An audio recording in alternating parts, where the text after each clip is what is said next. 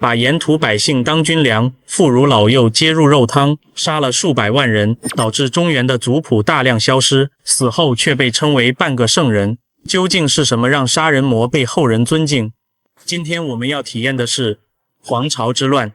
你是唐朝末年的一个穷苦书生，父母都是普通的农民，家中仅有几亩良田，勉强维持生计。虽然生活艰苦，但每年你都会像无数寒门学子一样，攒尽全力准备科举考试，试图借此改变命运。然而不论你如何努力，科举的门始终对你紧闭，门阀士族的压制让你看不到任何希望。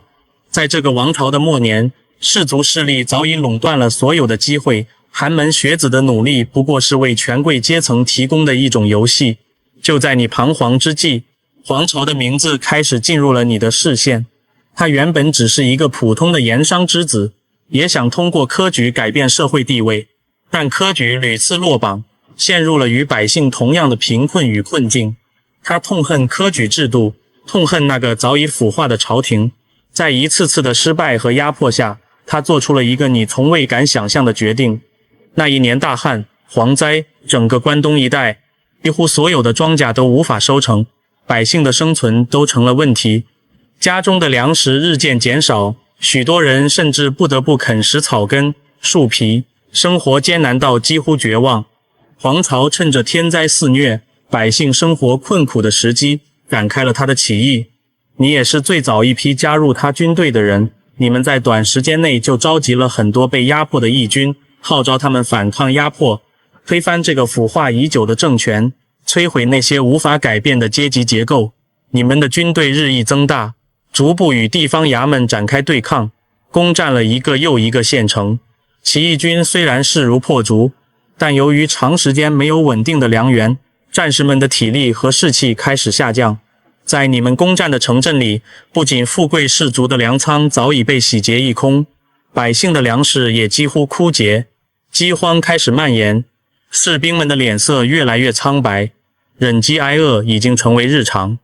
眼看着无数人饿死在营地里，黄巢下令让被攻下的城市中的百姓作为军队的粮食。命令一出，整个军营陷入了极度的混乱。那些曾经是起义军同胞的百姓，此时成了眼前饥肠辘辘的军队的食物，场面惨不忍睹，痛苦的哀嚎声、哭泣声充斥着空旷的街道和营地，妇孺老幼都被迫作为食物，以此才能维持军队的继续作战。经过一系列血腥的战斗，黄巢的军队逐渐逼近唐朝的都城长安。这座城市早已沦为权贵的私人乐土，百姓的疾苦被他们的奢华所遮蔽。你曾经想象过长安的辉煌，但今天它将成为复仇的舞台。黄巢的军队破城而入，血腥的屠杀开始上演。长安破城那日，黄巢手中不是刀剑，而是一卷旧黄的族谱。黄巢坐在长安贵族的厅堂中央，昏黄的灯火下，他缓缓展开那本沉重的门阀族谱，纸页翻动的声音如同战鼓低鸣。他目光如刃，指尖停在一页上，吐出第一个姓氏崔氏，全族抄斩。命令下达，一刻钟后，崔家百口被押至庭前，哭喊、哀求、咆哮在铁甲撞击声中碎成尘土。刀光如血，血溅在石阶，染红了黄巢手中的那页族谱。他翻开下一页，卢氏。火把照亮了通往卢宅的巷道，士兵如狼似虎，婴儿的啼哭、老妇的哀号、少年的怒骂，全都淹没在烈焰与杀戮中。族谱上的名字一个个划去，如同黄巢亲手从历史中抹去他们的存在。你站在黄巢身侧，目睹这场冷静而精准的清算。那本族谱此刻不再是荣耀的象征，而是一本写满血债的账簿。每一个家族的覆灭都是黄巢对旧世界的一记重拳。它不只是复仇，更是在颠覆，在用血的方式为寒门子弟打开一道新路。他不是疯子，他是手持烈火焚烧千年旧制的审判者。可这样残暴的日子终将迎来审判。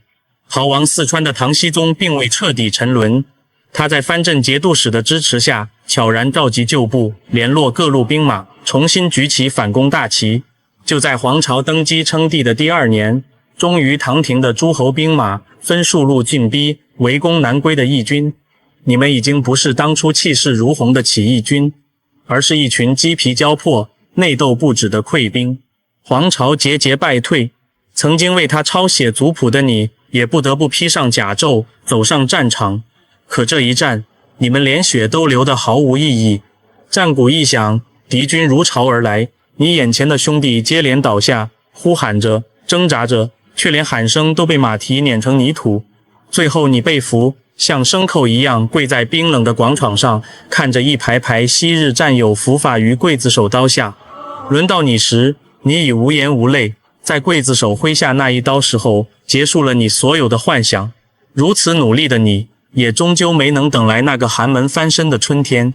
但是跟随黄巢打天下的你们，早已为后世的寒门打下了所有的春天。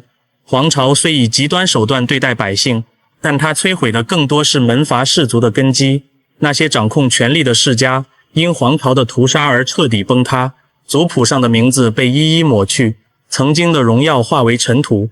他用自己的方式撼动了压迫已久的旧秩序，为底层人民带来了靠读书翻身的希望，让中华民族消除了种姓制度的割裂。